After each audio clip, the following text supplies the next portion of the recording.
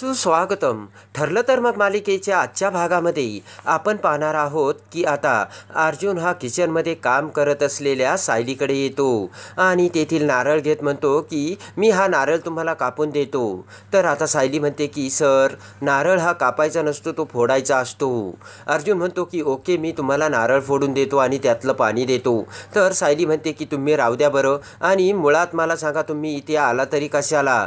तुम्ही आत्ताच आजारपणातून बाहेर येतात तेव्हा दगदग झालेली तुम्हाला चालणार नाही. तर आता अर्जुन म्हणतो की I am completely fit and fine.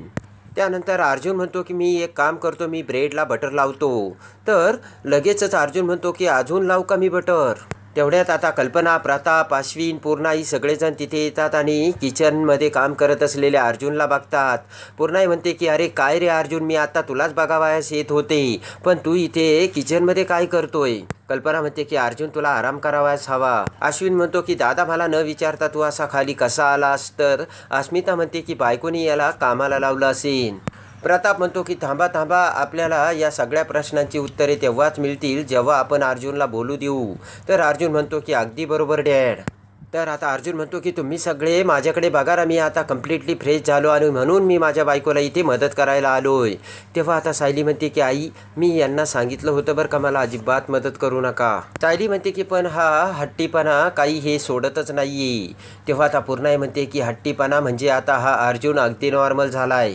तर आता अर्जुन म्हणतो की अरे अश्विन, तुझ्या सायली वहिनीने काल रात्रीच माझ्यावरती अशी जादूची कांडी फिरवली ने, माझा ताप कुठल्या कुठे पळून गेला. तर आता प्रेमाने अर्जुन सायलीकडे बघू लागतो. तेव्हा पूर्णाई सुद्धा मनातून खुश झालेली असते. अस्मिता म्हणते की देवा, आता हेच ऐकायचं बाकी होतं आणि तुम्हाला लाजा कशा वाटत नाहीत? पूर्णाई म्हणते की म्हणजे अश्विनने दिलेल्या गोळ्या तू घेतल्या नाहीस अर्जुन, ही जादूची कांडी तुझ्यासोबत होती म्हणून? तर अर्जुन आणि सगळेजण पुन्हा हसू लागतात. सायली म्हणते की तसं काहीच नाहीये अश्विन भाऊजी, तुमच्या इंजेक्शनमुळे त्यांना बरं वाटलंय आणि त्यांचा ताप गेला तर तो पुन्हा आलाच नाही.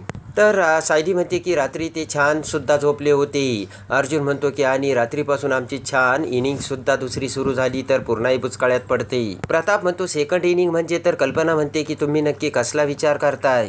तर अर्जुन म्हणतो की ते आमच्या लग्नाचं सेकंड इनिंग सुरू झाली म्हणजे दुसरे वर्ष सुरू झाले ना. तर कल्पना म्हणते असं आहे का?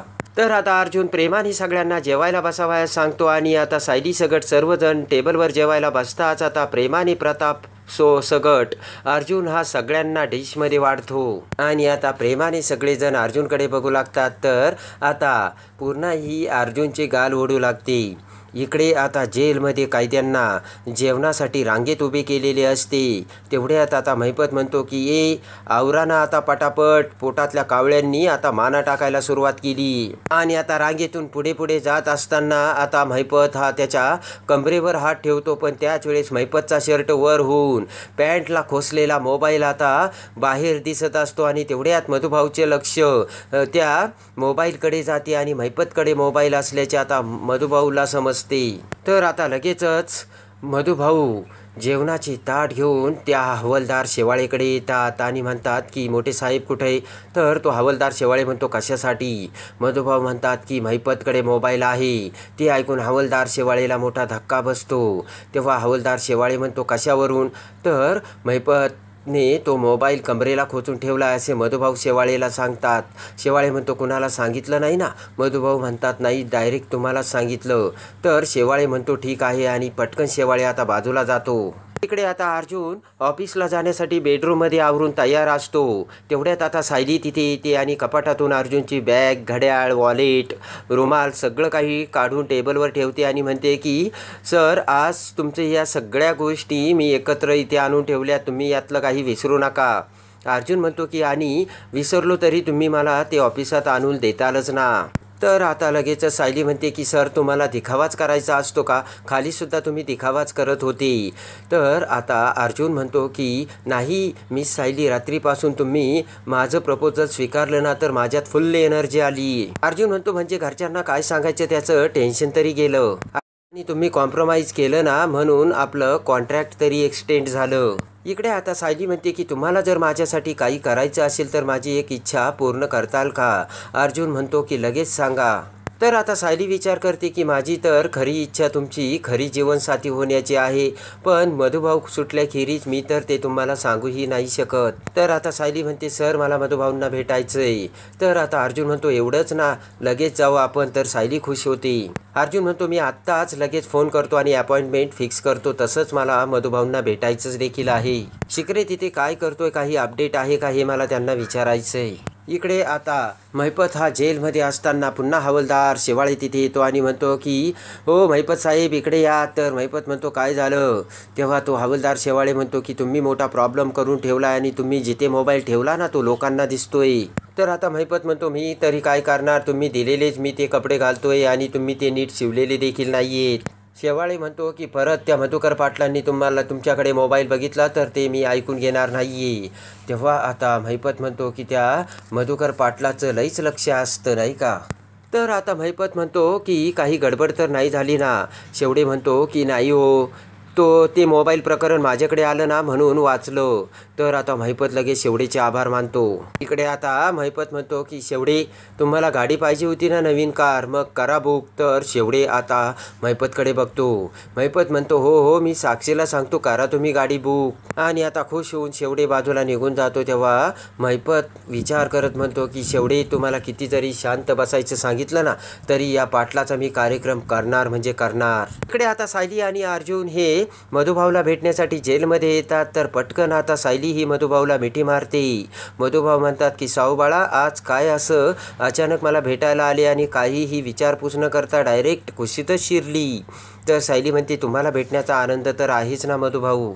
मधुभाऊ म्हणतात की पण आज भेटण्याचं काहीतरी कारण वेगळंच आहे. सायली खूप खुश असते. मधुभाऊ म्हणतात की खरं कारण काय आहे सांगू का. मधुभाऊ म्हणतात की आमच्या जावई बापूंचं तुझ्यावरती जीवापाड प्रेम आहे म्हणून ही कळी अशी खुलली ना. ते ऐकून आता सायली आणि अर्जुन अवाक झालेले असतात. तर आता अर्जुन विचार करतो की मधुभाऊ तुम्ही अगदी बरोबर बोललात, माझं तुमच्या मुलीवरती अगदी खरं प्रेम आहे. अर्जुन म्हणतो की पण मला तिला ते सांगताच येत नाही.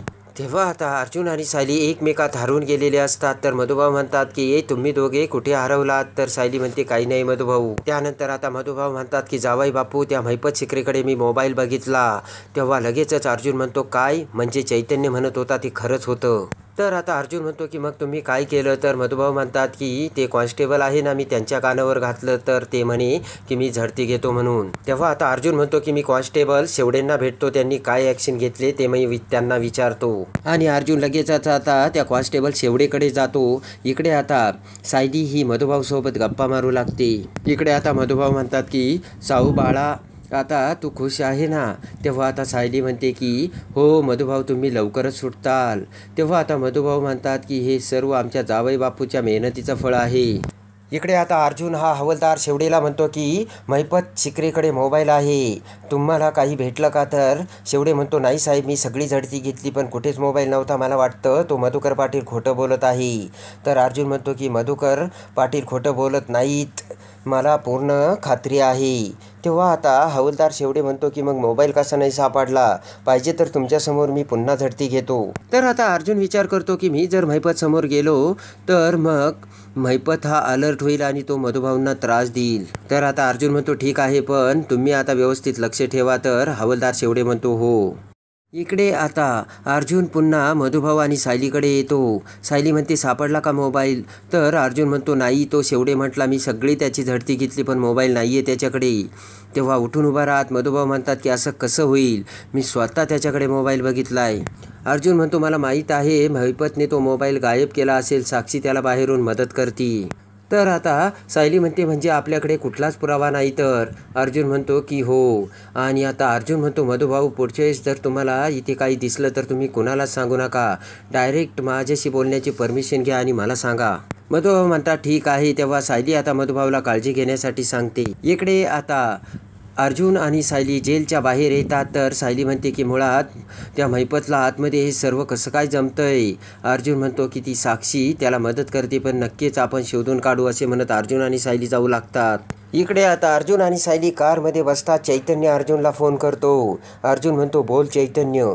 चैतन्य म्हणतो की साक्षी आता 3-4 तास बाहेर गेली आणि तेव्हा आता मी राहिलेल्या जागा शोधतो. पण हे घर एवढं मोठं आहे ना, एकाच वेळेस मी फक्त एकच कपाट बघू शकतो. तर आता इकडे चैतन्य म्हणतो की आज चांगला चान्स मिळाला आहे, तेव्हा आज सगळीकडे शोधून काढतो. तर आता अर्जुन म्हणतो की मी एक काम करतो, आम्ही दोघेसुद्धा लगेच तिकडे येतो. पण तेवढ्यात आता तिच्या कारमधून जेलमध्ये आता महिपतची भेट घेण्यासाठी साक्षी तिथे आलेली असते.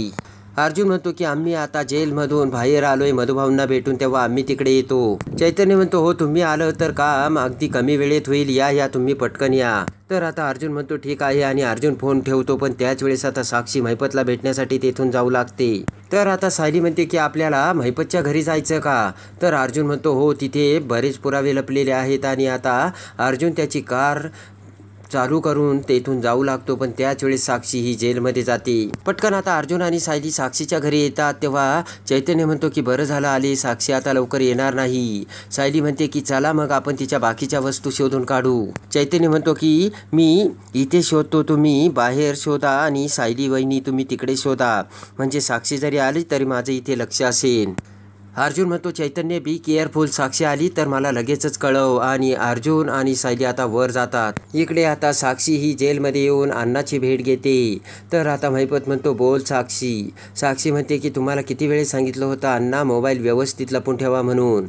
तेव्हा आता महिपत म्हणतो की आता तू आली का आणि त्या शेवडेला मी काय फुकट खुराक खाऊ घालतो का? तर आता लगेचच महिपत म्हणतो की खिंड लढवायला तुझी तो चैतन्य गडकरी आहेच ना, आणि तुझ्या चावीचं ते माकड काय म्हणतंय. तर साक्षी हसू लागते.